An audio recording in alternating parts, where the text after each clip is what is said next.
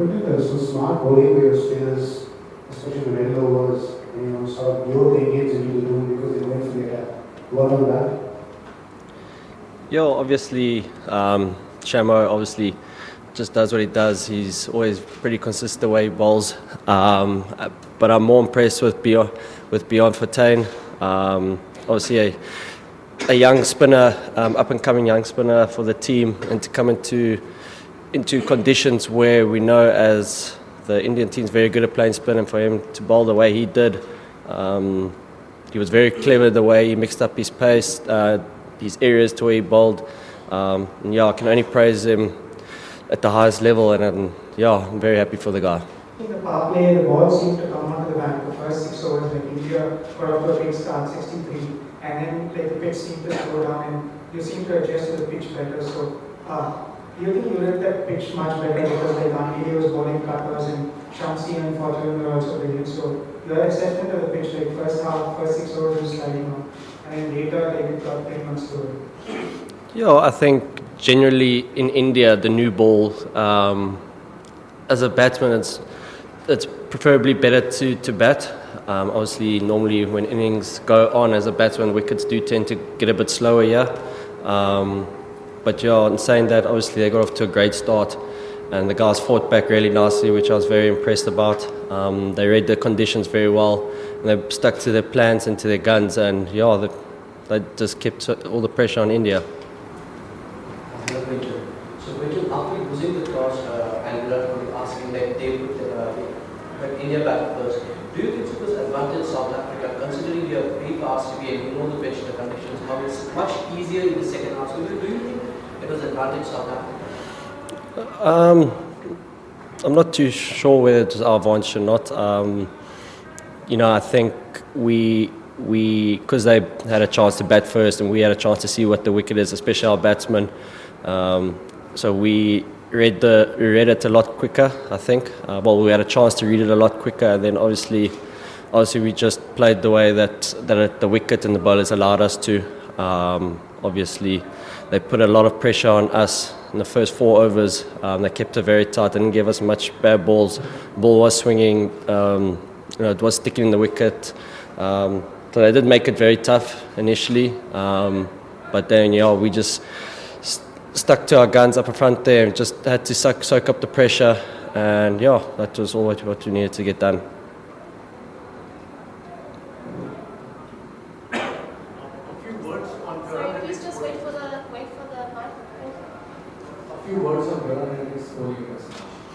Yeah, look, Björn's obviously for our T20 local league back home last year, he bowled really well in the tournament, and then coming up to this game, he's worked really hard on his skill work and on everything, so he deserved a chance and he took it with both hands, and I'm very happy for him. A lot of your players have played on the lights in this game. Each venue is different from the other one.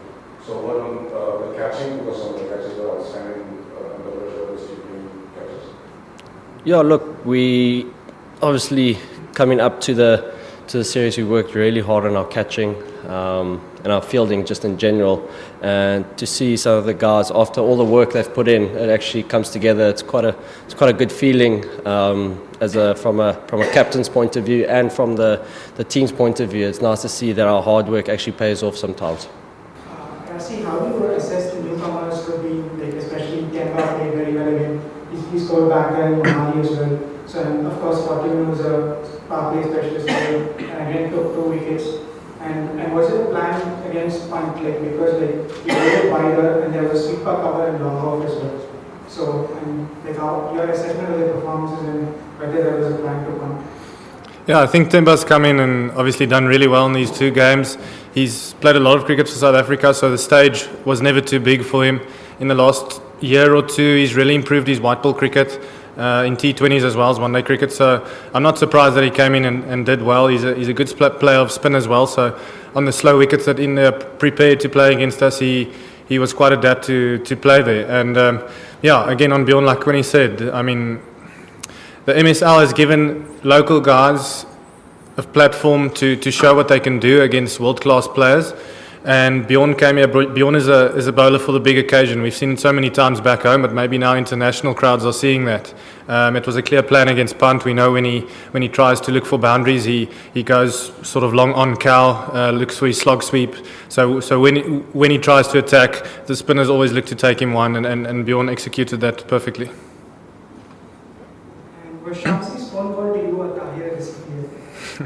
I think Shamsi always phones Imi.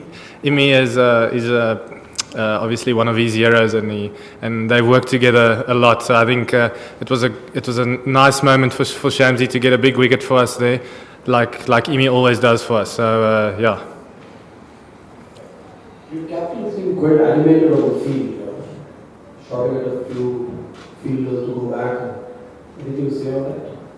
Sorry, just repeat that. A couple of times we saw Quinton that he's screaming at a couple of fielders, trying to get their attention. Obviously, he's a young captain, so how do you guys? Yeah, I think we spoke before the game to always just keep eyes on the captain. Sometimes it's so noisy out there.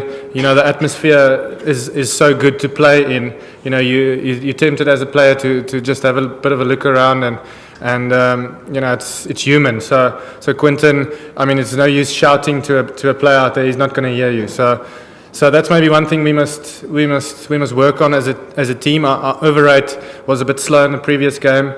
This game we were a bit tight again, and those things always adds a few extra seconds. And over the course of 20 overs, it can get frustrating as a captain.